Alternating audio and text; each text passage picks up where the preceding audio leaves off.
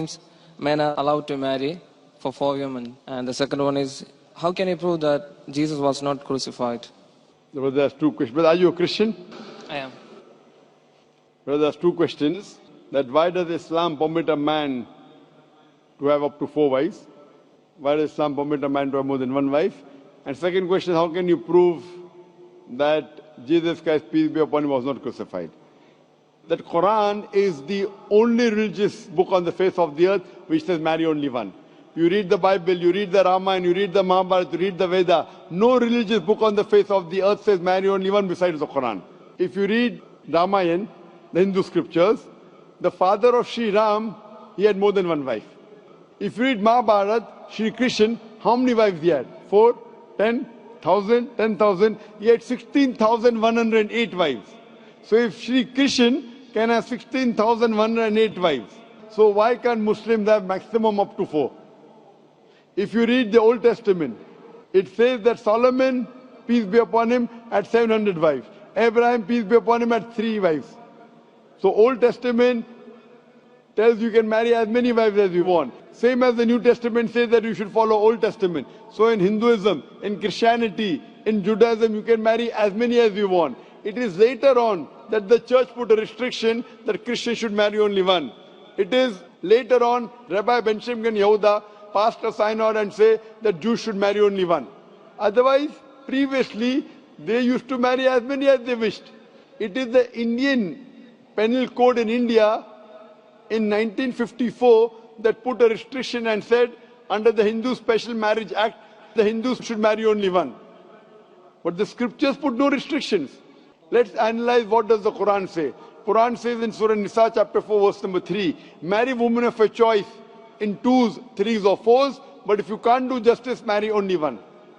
This statement, if you can't do justice, marry only one, is only given in the Quran and no other religious scriptures.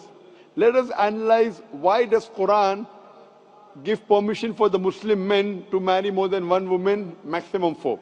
The reason is that by nature, male and female are born in equal proportion. But if you ask any pediatrician, he will tell you, the doctor of the children, that the female child is stronger than the male child in fighting germs and diseases. So you have more deaths among the male children as compared to female children. So in pediatric age itself, the females are more than the males. As life goes on, there is death due to wars, due to alcoholism, due to drug addiction, due to accident. In all these cases, more men are dying as compared to females. So today in the world, there are more females as compared to males. In few countries, like India and China, the female population is less than the male population because of female feticide and female infanticide. In India, according to a BBC report, every day more than 1,000 fetuses are being aborted after they are identified as females. If you multiply this figure by 365, you get a total of more than 1 million fetuses are being aborted every year in India after they are identified that they are females. According to the Tamil Nadu government hospital report, out of 10 females born alive, 4 are put to death. If you stop this evil practice of female feticide and female infanticide in India, even in India, the female population will become more than the male population. Even in China, if you stop this evil practice, the female population will become more than the male population.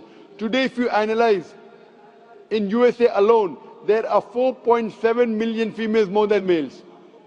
In UK alone, there are 1.2 million females more than males. In Germany alone, there are 1.6 million females more than males. In Russia alone, there are 10.6 million females more than males.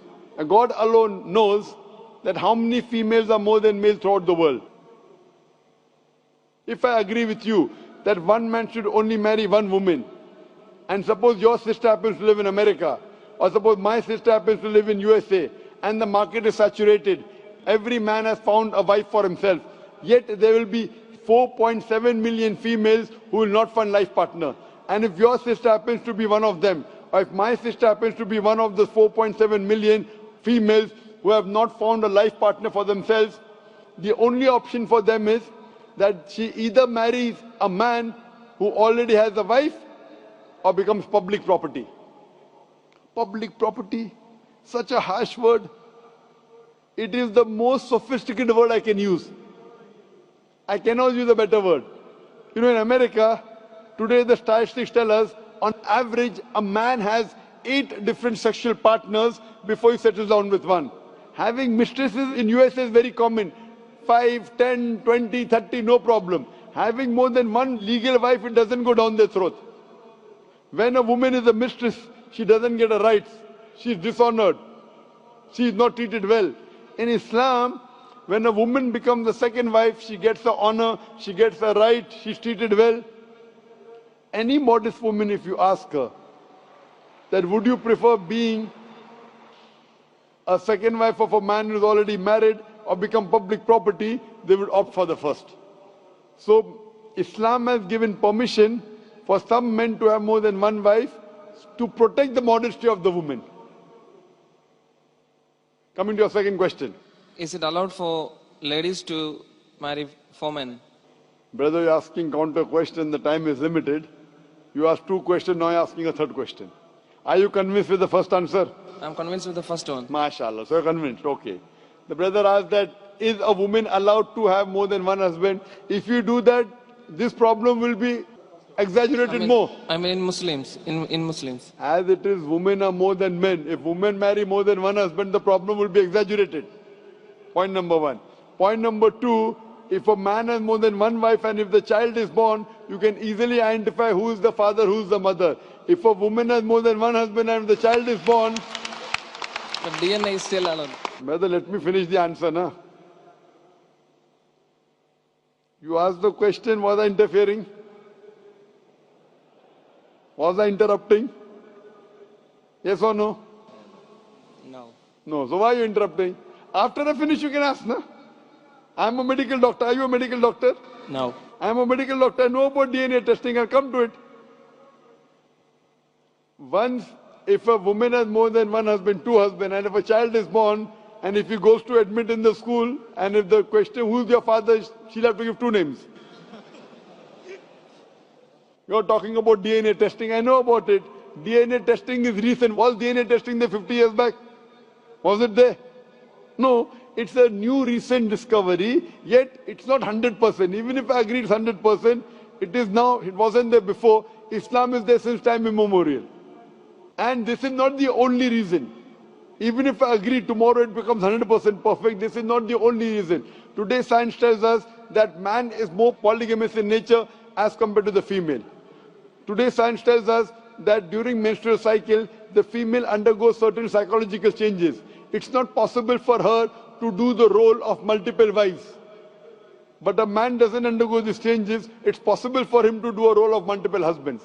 Today science tells us that if a man has multiple sexual partners and all are faithful, there is no problem. But if a female has multiple sexual partners and all are faithful, there are chances of sexually transmitted diseases to emerge. And that disease will go back to the male partner. So medically, it is not acceptable that a female has multiple partners, but medically and scientifically, it's acceptable that a male can have multiple partners.